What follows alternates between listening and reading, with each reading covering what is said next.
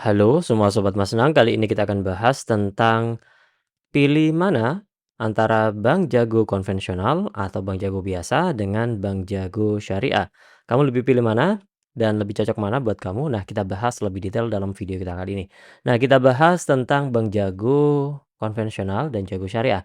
Sebenarnya prinsipnya hampir sama saja, yakni adalah bank digital dan juga keuntungannya sama, sama-sama gratis biaya admin bulanan.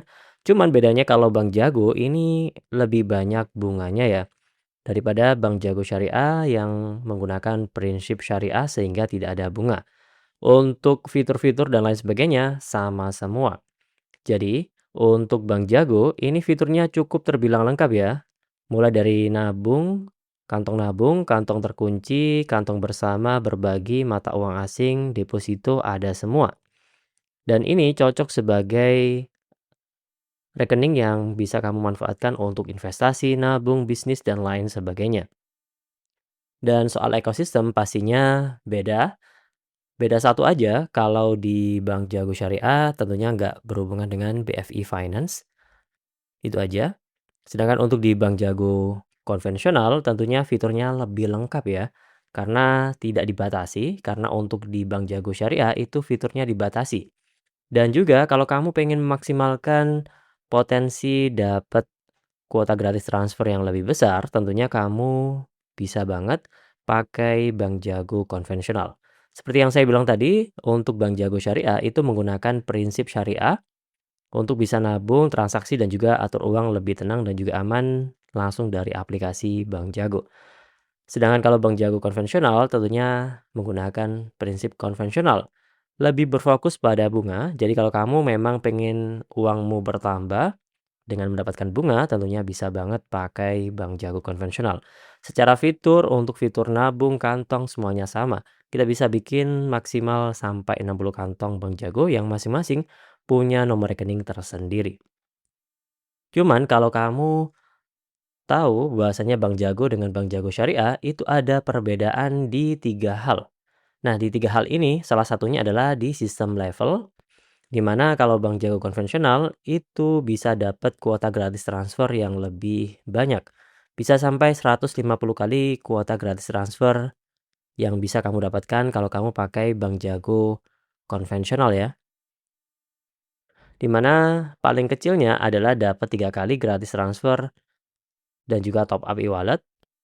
Untuk di silver jagoan, itu dapat 25 kali gratis transfer, gold jagoan 50 kali, platinum jagoan dapat 150 kali. Jadi kamu bisa meningkatkan kuota gratis transfermu dan juga benefit lainnya kayak kartu debit digital, kartu debit fisik, kemudian kuota tarik tunai di ATM bersama. Tentunya bisa kamu tingkatkan sesuai level-level yang ada di Bank Jago konvensional. Dan hal ini bisa kamu tingkatkan melalui yang namanya saldo rata-rata harian di bulan sebelumnya. Tapi kalau kamu menggunakan Bank Jago Syariah, kamu nggak ada sistem level seperti ini. Ada nggak enaknya dan juga ada nggak enaknya juga. Ada enak dan nggak enaknya juga ya. Kalau di Bank Jago konvensional, kamu harus mempertahankan saldo tertentu supaya dapat kuota gratis transfer yang lebih besar. Kalau kamu biarin di bawah Rp500.000 untuk saldo rata-rata harian di bulan sebelumnya, kamu bakalan hanya dapat 3 kali gratis transfer per bulannya di bulan depan. Sedangkan di Bank Jago Syariah itu sudah fix. Nggak ada yang namanya sistem level, adanya adalah manfaat akun jagoan yang secara otomatis kamu langsung dapat gratis transfer dan juga top up sebanyak 20 kali per bulan.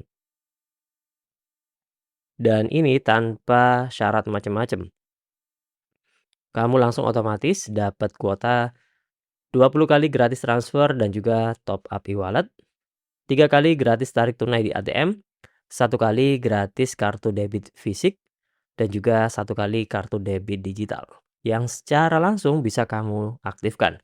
Jadi cocok buat kamu yang pengen langsung punya kartu debit digital, langsung bisa banget dapat kuota gratis transfer sampai 20 kali per bulan.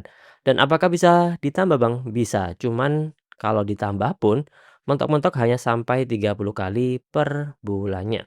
Karena cukup dengan nambah bayar Rp5.000 kamu bisa dapat kuota tambahan gratis 10 kali transfer dan juga top up e-wallet. Jadi ya mentok hanya sampai 30 kali per bulannya. Sedangkan kalau di Bank Jago konvensional, kamu bisa maksimalin sampai 150 kali. Cuman konsekuensinya harus mempertahankan saldo rata-rata harian di atas 20 juta rupiah. Kemudian yang selanjutnya adalah perbedaan keduanya ada di kantong terkunci. Di mana kantong terkunci ini adalah kantong yang mana bisa kita maksimalkan untuk mendapatkan bunga hingga 4% per tahun dengan menabung mulai 100 ribuan saja. Ini fitur yang nggak mungkin ada di Bank Jago Syariah.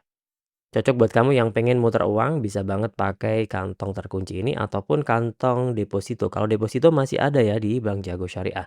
Kemudian perbedaan lainnya ada di kantong mata uang asing atau kantong falas. Fitur ini nggak ada di Bank Jago Syariah.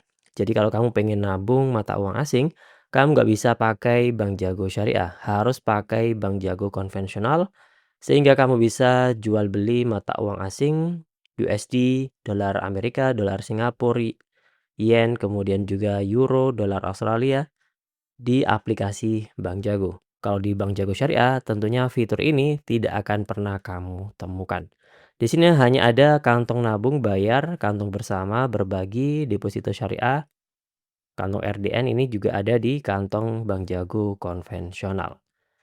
Dan secara ekosistem tentunya dibatasi seperti yang saya bilang tadi, hanya GoPay, Bibit, Stockbit. Kalau BFI Finance itu terhubung dengan Bank Jago konvensional untuk pinjaman. Secara umum, secara fitur dan lain sebagainya, semuanya hampir sama saja. Secara tampilan juga hampir serupa, cuman beberapa fitur yang sudah saya sebutkan tadi, mulai dari sistem level, itu nggak akan kamu temukan di Bank Jago Syariah, karena di Bank Jago Syariah itu nggak ada sistem level yang menentukan seberapa banyak kuota gratis transfer yang akan kamu dapatkan. Sedangkan kalau di Bank Jago Syariah, biasanya langsung otomatis dapat kuota gratis transfer 20 kali dan bisa dimaksimalkan sampai 30 kali, cuman harus keluar uang sebesar Rp5.000. Dan itu hanya bisa dilakukan 1 kali per bulannya. Jadi kalau kamu pilih mana? Kalau saya pribadi sih sekarang sudah pilih di Bank Jago Syariah ya.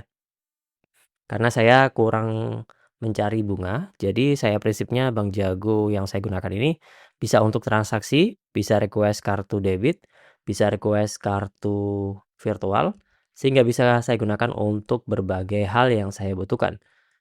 Karena memang langsung dapat kuota gratis 20 kali per bulan, dan untuk fitur lainnya, untuk fitur falas, mata uang asing bisa saya gunakan di bank lain.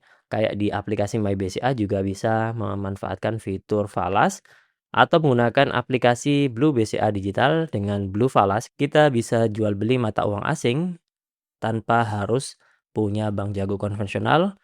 Untuk Bank Jago sendiri saya menggunakan Bank Jago Syariah. Memang cukup ribet ya, harus terpisah untuk aplikasinya.